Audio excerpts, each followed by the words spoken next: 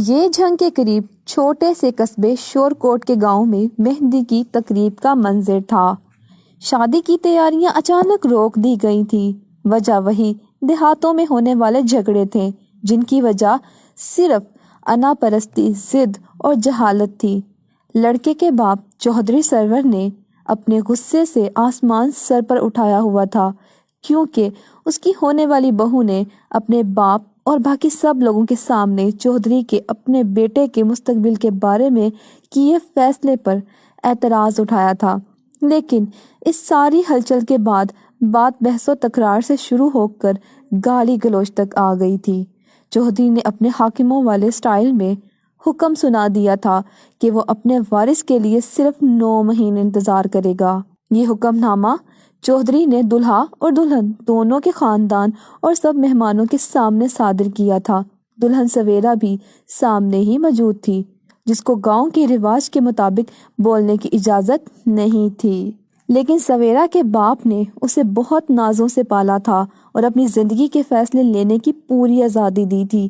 جب اس دور میں گاؤں کے لڑکے تعلیم کو وقت قاضیاں سمجھتے تھے، سویرا کے باپ نے اسے اچھی تعلیم دلوائی، یہاں تک کہ وہ گریجویشن کے لیے سرگودھا ہاسٹل میں بھی رہتی رہی تھی۔ اس وقت وہ اپنے گاؤں کی سب سے تعلیم یافتہ لڑکی تھی۔ سویرا نے جب دیکھا کہ کیسے اس کا ہونے والا سسر اس کے بارے میں کسی استعمال ہونے والی چیز کی طرح حکم جاری کر رہا ہے، تو بے عزتی اور غصے کے احساس سے اس کا گندمی رنگ لال سرخ ہو گیا۔ وہ ایک دم اپنی جگہ سے اٹھی اور اپنے سسر کی آنکھوں میں جھانکتے ہوئے بولی، شادی کے بعد 5 سال تک میرا ماں بننے کا کوئی ارادہ نہیں۔ میں نوکری کروں گی اور میرا شوہر ندیم بھی۔ ہم اولاد سے پہلے اپنے پیروں پر کھڑے ہوں گے۔ اولاد کے بارے میں ہر فیصلہ میں اور میرا شوہر لیں گے۔ یہ سب کہتے وقت سویرا کا چہرہ غصے سے لال ہو رہا تھا اور اس کی سانسیں تیز چل رہی تھی، جس سے اس کے بڑے بڑے اوپر نیچے ہو رہے تھے۔ اپنے دل کی بات سب کے سامنے دھڑلے سے بول کر سویرا نے جب دیکھا تو سارے ہجوم کو جیسے سانپ سونگھ گیا تھا۔ پورے شہر کی نظریں اب چودھری سرور پر تھی کہ اس کا رد عمل کیا ہوتا ہے۔ او چھوکری، تیری ہمت کیسے ہوئی میرے بیٹے کا نام اپنی زبان سے لینے کی؟ تو ہوتی کون ہے یہ فیصلہ کرنے والی کہ میرے گھر میں کیا ہوگا؟ سویرا نے بھی اونچی آواز میں جواب دیا، پوچھو اپنے بیٹے سے، جب میرے پیچھے پیچھے پورے گاؤں میں دم ہلاتا پھرتا ہے۔ اسی نے کہا تھا کہ مجھے میرا نام سے بلایا کرو، اور شادی کے بعد جو میں چاہوں گی وہی ہوگا۔ سویرا کے باپ کو اندازہ ہو گیا تھا کہ بات بگڑتی جا رہی ہے، اور اگر سویرا اور چودھری کو نہ سمجھایا تو معاملہ ہاتھ سے نکل جائے گا اور پورے پنڈ میں وہ کسی کو منہ دکھانے لائق نہیں بچے گا۔ سویرا کے باپ نے چودھری کے آگے ہاتھ جوڑے اور بولا، چودھری صاحب، میری بیٹی ملازمت کرنا چاہتی ہے، اور اگر ماں بن گئی تو یہ کیسے ملازمت کر سکے گی؟ لیکن ایک بار جب یہ آپ کی بہو بن گئی تو آپ کا حکم ماننا اس پر فرض ہوگا، پھر آپ اپنی چلا لینا۔ چودھری کو اس کی بات میں چھپے پیغام کی سمجھ آ گئی تھی، لیکن حاکموں کی ہٹ دھرمی تو مشہور ہے، اور چودھری کے سامنے آج تک کسی نے اونچی آواز میں بات تک نہیں کی تھی۔ چودھری بولا، بحث کی کوئی ضرورت نہیں۔ کہیں تمہاری بیٹی میں کوئی نقص تو نہیں جسے تم چھپانے کی کوشش کر رہے ہو؟ کہیں ایسا تو نہیں کہ وہ ماں بننے کے قابل ہی نہیں ہو، یا یہ عورت کی جگہ خسری ہو؟ چودھری کے منہ سے یہ نکلنا تھا کہ سویرا کی برادری والے ایک ساتھ کھڑے ہو گئے اور ان کی آنکھوں سے غصہ صاف جھلکنے لگا، اور اس کے بعد وہ گالی گلوچ شروع ہوئی کہ الامان۔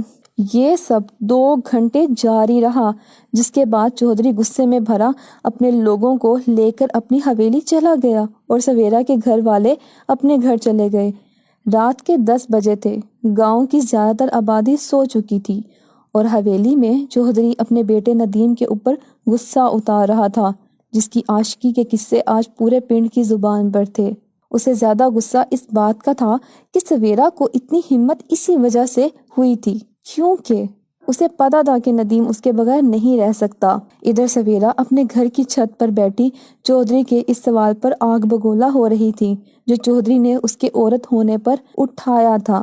میں اس آدمی کو سبق سکھا کر رہوں گی، سویرا نے اپنے باپ سے کہا، لیکن بلی کے گلے میں گھنٹی باندھنے کون جائے گا بھلا؟ پورے پنڈ میں کسی میں اتنی ہمت نہیں تھی کہ چودھری کے سامنے کوئی سر بھی اٹھا سکے۔ جو بھی کرنا ہے مجھے خود ہی کرنا پڑے گا، اور بدلہ تو ایسا ہو کہ چودھری کو اس عورت کے آگے سر جھکانا پڑے جس کی عورت ہونے پر اس کو شک ہو رہا تھا۔ رات کے 12 بجے سویرا نے چپکے سے گھر کا دروازہ کھولا اور اندھیرے میں چودھری کی حویلی کی طرف چل پڑی۔ حویلی کے گیٹ پر چوکیداروں نے اسے روکا، لیکن شناخت کے بعد پتہ چلنے پر کہ وہ حویلی کی ہونے والی بہو ہے، اسے اندر جانے کی اجازت مل گئی۔ حویلی سے اندر آتے ہی بہت بڑا صحن تھا، جس کی ایک طرف شیڈ میں 50 کے قریب بھینسیں بندھی تھیں۔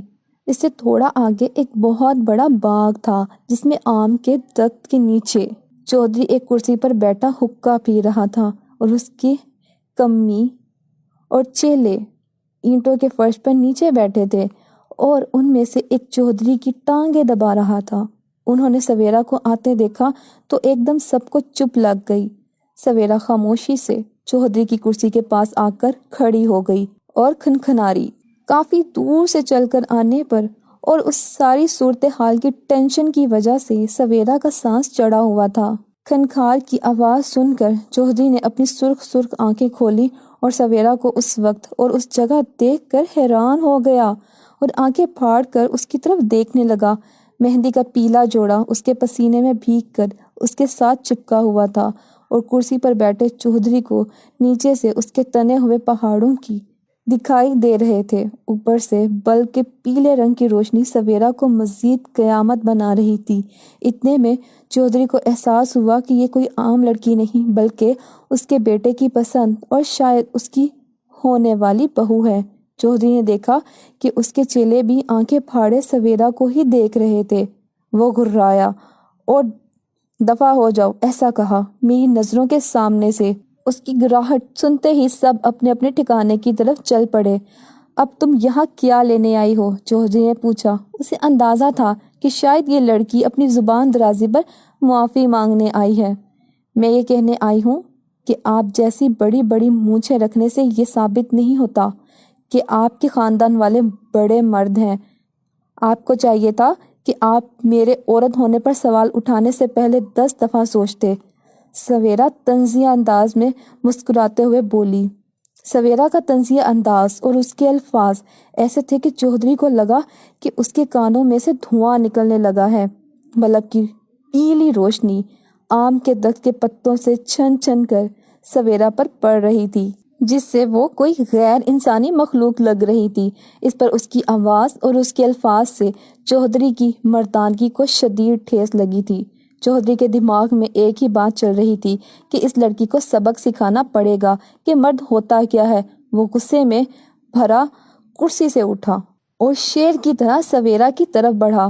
اس کے ہاتھ ایسے پھیلے ہوئے تھے جیسے اس کے منہ پر تھپڑ مار کر اس کا منہ توڑ دے گا۔ چودھری کے بڑھتے ہوئے ہاتھ کو دیکھ کر پہلی مرتبہ سویرا کو اس کے دراز قد، موٹے اور طاقتور بازو، چوڑے کندھے اور اس کے گھٹے ہوئے جسم سے خوف محسوس ہوا کہ اسے لگا جیسے وہ کسی پہاڑ کے سامنے کھڑی ہو، اس کی چوٹی کی طرف دیکھ رہی ہو۔ سویرا ایک دفعہ تو خوف سے کانپ سا گئی، لیکن دوسرے لمحے اسے پھر اپنی بے عزتی یاد آئی اور اس نے سوچا اب تو جو ہوگا دیکھا جائے گا۔ اس نے اپنی بڑی بڑی آنکھیں ایک مرتبہ پھر چودھری کی آنکھوں میں گاڑ دیں اور ہموار آواز میں پورے اعتماد کے ساتھ بولی، اب آپ مجھ پر ہاتھ اٹھا کر اپنی نامردی پر پردہ ڈالیں گے؟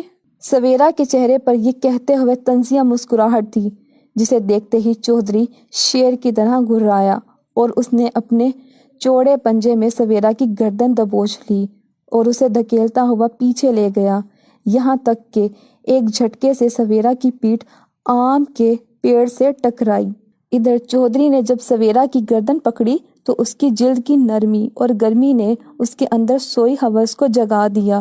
یہ احساس آتے ہی چودھری کی گرفت کمزور ہو گئی۔